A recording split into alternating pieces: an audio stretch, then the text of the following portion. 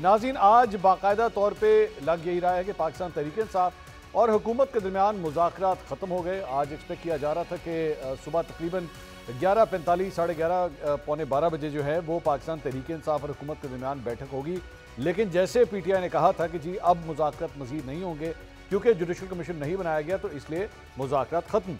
और आज फिर उसके बाद उनकी टीम भी जो है वो वहाँ पर नहीं पहुँची।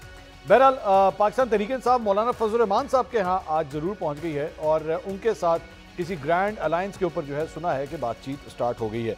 लेकिन इंटरेस्टिंग बात यह है कि आज से चंद हफ्ते पहले एक खबर ये आई थी कि पेशावर के अंदर बैरिस्टर गौहर जो चेयरमैन है पाकिस्तान तहरीक-ए-इंसाफ के, उनकी और आर्मी चीफ के दरमियान एक मुलाकात हुई है। पहले बैरिस्टर गौहर ने पहले 24 घंटे में इससे इनकार किया। उन्होंने कहा नहीं, ये गलत खबर है, मेरी कोई मुलाकात नहीं हुई। लेकिन उसके बाद इमरान खान साहब ने जेल के अंदर खुद इस बात का इकरार किया, जर्नलिस्ट के सामने ये बात की कि हाँ जी ये मुलाकात हुई है।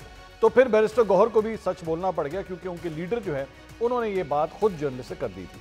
बाद में ये कहा गया कि नहीं जनाब, ये बेसिकली 1-on-1 मुलाकात नहीं थी, जिस तरह बाकियों से मुलाकात हो रही थी वैसे ही मुलाकात हुई है और उसे थोड़ा सा डाउन प्ले करने की कोशिश की गई। लेकिन ये पता लग गया कि बैरिस्टर गौहर की हुई ज़रूर है मुलाकात आर्मी चीफ के साथ। अब जो खबर है वो अब हम आपके साथ शेयर करते हैं और वो ये है कि मेरी इत्तला के मुताबिक 20 या 21 तारीख के आसपास इन दोनों में से किसी एक डेट पे बैरिस्टर गौहर की एक और मुलाकात हुई है एस्टैब्लिशमेंट के साथ। इस मरतबा ये मुलाकात आर्मी चीफ से नहीं थी, लेकिन किसी और आला फौजी क़यादत में से ताल्लुक़ रखने वाली एक शख्सियत से थी। इस मुलाकात में सिर्फ़ और सिर्फ एस्टैब्लिशमेंट से वो आला शख्सियत मौजूद नहीं थी, बल्कि इंटेलिजेंस के इदारे से भी एक शख्सियत जो है इस मुलाकात में मौजूद थी।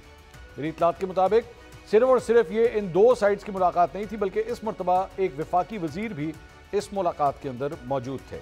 इस मुलाकात में जहाँ पे इमरान खान साहब को होने वाली सज़ा या इमरान खान साहब का मिलिट्री ट्रायल मुतवक्के तौर पर जो शायद हो सकता है, उसके बारे में बातचीत हुई और बैरिस्टर गौहर को ये बताया गया।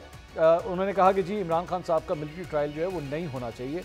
तो उनको ये बताया गया कि ये फैसला सुप्रीम कोर्ट ऑफ पाकिस्तान ने करना है कि क्या मिलिट्री कोर्ट्स के हवाले से सुप्रीम कोर्ट जो अपना डिसीजन देगी उसके बाद ये फैसला होगा कि क्या इमरान खान साहब का ट्रायल होना है या नहीं होना। इमरान खान साहब को रिहा करने के हवाले से जहाँ तक बात हुई, तब तक ये मुलाकात जब हुई थी तब तक 190 मिलियन पाउंड का फैसला पहले ही आ चुका था। तो उनको ये भी बता दिया गया कि जनाब ये सारा कुछ कानूनी तौर पर होता है, इसमें इस तरह हो नहीं सकता। उसके बाद मेरी इत्तलात के मुताबिक इस मुलाकात में पब्लिक अकाउंट्स कमेटी के हवाले से भी जो है वो थोड़ी सी गुफ्तगू हुई है और इसके साथ साथ चीफ सेक्रेटरी खैबर पख्तूनख्वा उनके हवाले से भी पाकिस्तान तहरीक-ए-इंसाफ की जानिब से चंद रिजर्वेशंस जो हैं वो दी गई हैं।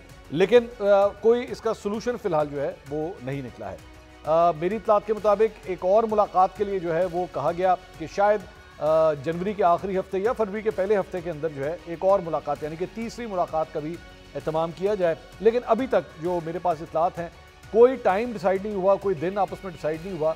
लेकिन जिस तरह होता है ना कि हाँ जी फिर दोबारा मिलेंगे इंशाल्लाह, बस इस प्रेजेंट्रीज के साथ जो है ये मुलाकात इख्तिताम पजीर हुई है। अच्छे माहौल के अंदर, खुशगवार माहौल के अंदर ये मुलाकात हुई है।